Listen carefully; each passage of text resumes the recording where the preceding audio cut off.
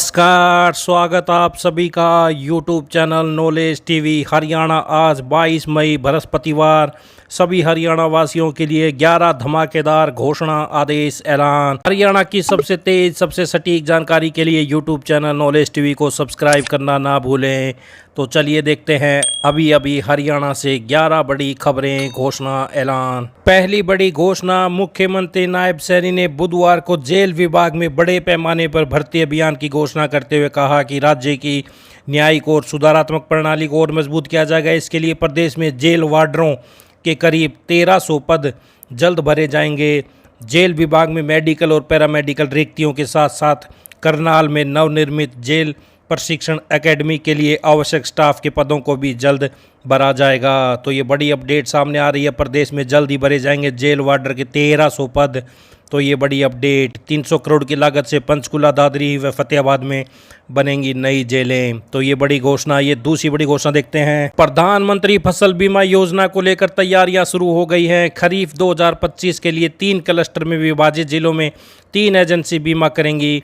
बीमा कराना है या नहीं, इसे लेकर बैंकों में 23 जुलाई तक लिखित में बताना होगा। इसके लिए बैंकों में पहुंचकर सहमति या असहमति पत्र देना होगा। सहमति पत्र देने की स्थिति में ही बैंक बीमा योजना के लिए किस्त काटेंगे। वहीं 29 जुलाई तक फसल बदलने का बैंकों में ब्यौरा दे सकते हैं। बीमा योजना की बात करें तो 2025-26 तक क्लस्टर 1 में शामिल जिलों में एग्रीकल्चर इंश्योरेंस कंपनी काम करेगी।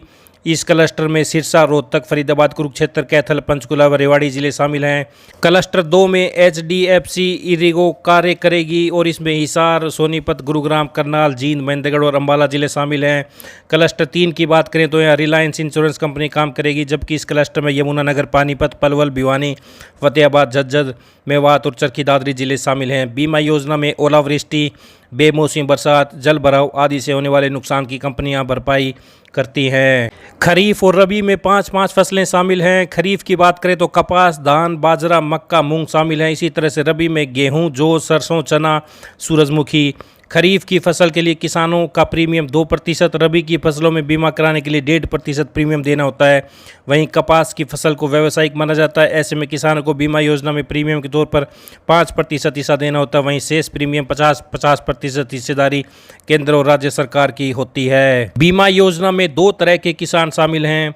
पहले किसान वह हैं जो कि नियमित किसान क्रेडिट कार्ड के माध्यम से ऋण प्राप्त करते हैं। दूसरे किसान वह हैं जिन्होंने किसान क्रेडिट कार्ड के माध्यम से ऋण नहीं लिया है। वह किसान CSC कॉमन सर्विस सेंटर या पोर्टल के माध्यम से ऑनलाइन आवेदन कर सकेंगे।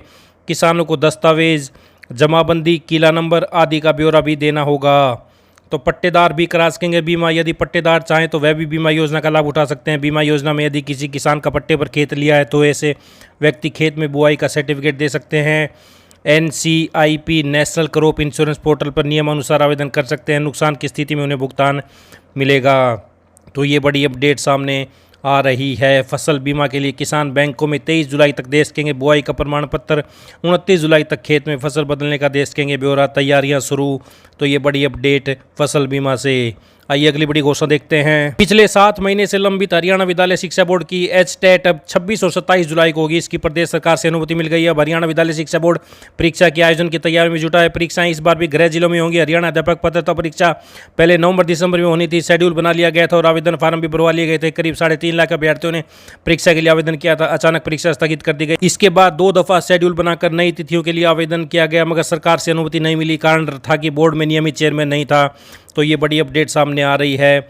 अब हरियाणा अध्यापक पात्रता परीक्षा 26-27 जुलाई को होगी। आवेदन प्रक्रिया पहले ही हो चुकी है। तो ये बड़ी अपडेट। आइए अगली बड़ी घोषणा देखते हैं। उपायुक्त ने बताया कि नवीन एवं नवीनीकरणीय ऊर्जा विभाग हरेड़ा हरियाणा द्वारा प्रदेश के सभी जिलों के ग्रामीण क्षेत्र में रात के समय प्रकाश व्यवस्था को दुरुस्त करने हेतु गलियों के लिए एकले सोलर स्ट्रीट लाइट लगवाने बारे योजना आरंभ की गई है। इस योजना अनुसार सोलर स्ट्रीट लाइटों की प्राथमिकता पहले आओ पहले पाओ की नीति के आधार पर की जाएगी। तो इन स्ट्रीट लाइटों की कीमत 16,500 रुपये, जिस पर राज्य सरकार द्वारा प्रति सोलर लाइट 4,000 रुपये अनुदान के पश्चात राशि 12,500 रुपये व सोलर हाई मास्ट लाइट जिसकी कीमत 1,03,265 रुपये, जिस पर राज्य सरकार द्वारा प्रति सोलर स्ट्रीट लाइट 20,000 रुपये अनुदान के पश्चात राशि 83,265 रुपये उपलब्ध कराई जाएगी। ये सभी सोलर स्ट्रीट लाइटें लगवाने के लिए जिले के इच्छुक सभी गैर व्यावसायिक संस्थानों, जिला परिषद, ग्राम पंचायतों, ब्लॉक समितियों इत्यादि अपना प्रस्ताव राशि सहित जमा करवाएं। तो ये आप देख सकते हैं, रोहतक ज़िले से बड़ी अपडेट सामने आ रही है। सरकार द्वारा सोलर स्ट्रीट लाइट लगवाने के लिए योजना आरंभ। सोलर स्ट्रीट लाइट पर 4,000 रुपये तथा सोलर हाई मास्ट लाइट पर 20,000 रुपये तक का दिया जा रहा है अनुदान। आइए अगली बड़ी घोषणा देखते हैं। हरियाणा के किसानों को अब फसली कर्जे पर ब्याज नहीं देना होगा। सरकार ने अधिकारियों को आदेश जारी कर दिया कि किसानों से ब्याज की वसूली न की जाए। तो अब एक आदेश भी जारी कर दिया गया जिसमें कहा गया कि लोन पर किसी तरह का ब्याज नहीं लिया जाएगा। तो ये आप देख सकते हैं, जिनसे ब्याज लिया गया था उनको वापस भी दिया जाएगा। तो हरियाणा के किसानों से कर्ज का ब्याज वसूलने पर रोक। पहले वसूला गया ब्याज भी लौटाने के आदेश, पहले 4% से बढ़ाकर 7% किया था। तो ये फसली कर्जे पर ब्याज नहीं देना होगा। बड़ी अपडेट आई, अगली बड़ी घोषणा देखते हैं। सुप्रीम कोर्ट ने एक अहम फैसले में कानून की पढ़ाई कर न्यायिक सेवा में जाने के लिए इच्छुक युवाओं के लिए न्यूनतम 3 साल की वकालत का अनुभव फिर से जरूरी कर दी है। हालांकि यह अनिवार्यता उन मामलों में लागू नहीं होगी जहां भर्ती प्रक्रिया शुरू हो चुकी है, यानी यह भविष्य की भर्तियों में लागू होगा। केवल किताबों से मिला ज्ञान व एकेडमियों की ट्रेनिंग कानूनी पेशे में प्रत्यक्ष तौर पर काम से मिले अनुभव का स्थान नहीं ले सकती। ये तभी संभव हो जब कैंडिडेट ने कोर्ट का काम देखा हो। तो न्यायिक सेवा में जाने के लिए 3 साल की वकालत जरूरी, पुरानी भर्तियों में लागू नहीं होगा। तो ये बड़ी अपडेट आई, अगली बड़ी घोषणा देखते हैं। हरियाणा में सरकारी शिक्षकों को अब गर्मी की छुट्टियों का पूरा आनंद नहीं मिल सकेगा। शिक्षा मंत्री ने राजकीय विद्यालयों में छात्र संख्या बढ़ाने के लिए सभी शिक्षकों को फील्ड में उतरने का निर्देश दिया। शिक्षकों को गर्मी की छुट्टियों में 10 दिन गाँव और शहरों में घर घर जाकर अभिभावकों को बच्चों का दाखिला सरकारी स्कूल में कराने के लिए प्रेरित करना होगा। तो ये बड़ी अपडेट, छुट्टियों का मजा नहीं ले पाएंगे गुरुजी, 10 दिन जाना होगा घर घर।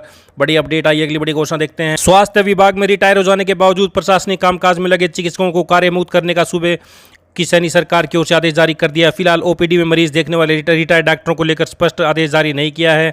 अतिरिक्त मुख्य सचिव की ओर से आदेशों में रिटायर और प्रशासनिक कामकाज करने वालों को कार्यमुक्त करने के आदेश दिए थे। बताया जा रहा है कि प्रदेश मुख्यालय पर तैनात इस तरह की पोस्टिंग पाकर बैठे चिकित्सकों द्वारा प्रशासनिक कामकाज में दखलंदाजी की शिकायत पहुंच रही थी। अब एसीएस के आदेश के बाद स्वास्थ्य मुख्यालय पर कई डॉक्टरों को प्रशासनिक कामकाज से मुक्त कर दिया है।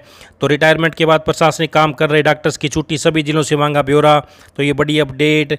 आइए अगली बड़ी घोषणा देखते हैं। हरियाणा में संचालित खेल नर्सरियों में अब किसी तरह की गड़बड़ नहीं हो सकेगी। नर्सरियों में ट्रेनिंग लेने वाले खिलाड़ियों के साथ साथ उनके कोच की बायोमेट्रिक हाजिरी लगेगी। खेल विभाग ने इसके लिए विभिन्न कंपनियों से बातचीत शुरू कर दी है। साथ ही कोच के मानदेय व खिलाड़ियों की डाइट मनी में बढ़ोतरी करने का निर्णय लिया गया है। खेल राज्य मंत्री ने इस प्रस्ताव को जल्दी मंजूरी मिलने की संभावना है। अभी तक प्रदेश में 1500 खेल नर्सरियां स्थापित की जाती थी। इनमें से 500 नर्सरी सरकारी और 1000 प्राइवेट संस्थानों में थी।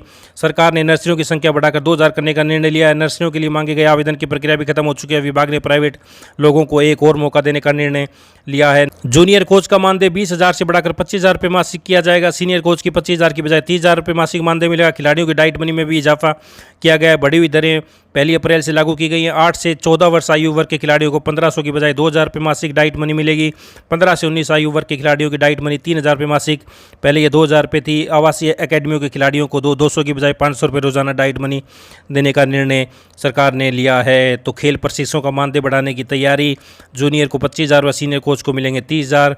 तो ये बड़ी अपडेट आई, अगली बड़ी घोषणा देखते हैं। प्रदेश के 368 कॉलेजों में मिशन एडमिशन की प्रक्रिया तेज हो गई है। अब तक 12,626 विद्यार्थियों ने पंजीकरण कराया है। उच्चतर शिक्षा विभाग ने एडमिशन को लेकर शेड्यूल जारी किया है। इसके तहत 19 मई से 9 जून तक ऑनलाइन पंजीकरण होगा। 21 मई से 15 जून तक ऑनलाइन डॉक्यूमेंट वेरिफिकेशन होगा। 18 जून को पहली मेरिट लिस्ट लगेगी, यह प्रोविजनल होगी। 19 को फाइनल मेरिट लिस्ट लगेगी। पहले चरण के लिए 20 जून से 23 जून तक फीस जमा कराई जाएगी। 25 जून को दूसरी मेरिट लिस्ट प्रोविजन लगेगी। 26 जून को फाइनल मेरिट लिस्ट लगेगी। 27 से 29 जून तक फीस जमा होगी। जो सीटें शेष रह जाएंगी उनके लिए 1 जुलाई को फिजिकल काउंसलिंग होगी। 3 से 9 जुलाई तक शेष सीटों के लिए फिजिकल काउंसलिंग होगी। यह 100 रुपये लेट फीस के साथ होगी। 10 से 15 जुलाई तक शेष सीटों के लिए फिजिकल काउंसलिंग होगी। इस दौरान प्रतिदिन के हिसाब से 100 रुपये लेट फीस ली जाएगी। तो बड़ी अपडेट, कॉलेजों में दाखिले शुरू। तो ये सभी हरियाणा वासियों के लिए बड़ी घोषणा। हरियाणा की हर छोटी से बड़ी जानकारी के लिए चैनल को सब्सक्राइब जरूर कर ले। बेल आइकन घंटी का बटन जरूर दबाएं जिससे अगली वीडियो का नोटिफिकेशन आपके पास पहले ही पहुंच जाए। तो चैनल को सब्सक्राइब करके घंटी का बटन जरूर दबाएं। इस अपडेट में इतना ही। वीडियो को ज़्यादा से ज़्यादा लाइक करें, शेयर करें, कमेंट करें, सब्सक्राइब करें। इस अपडेट में इतना ही। बहुत बहुत धन्यवाद।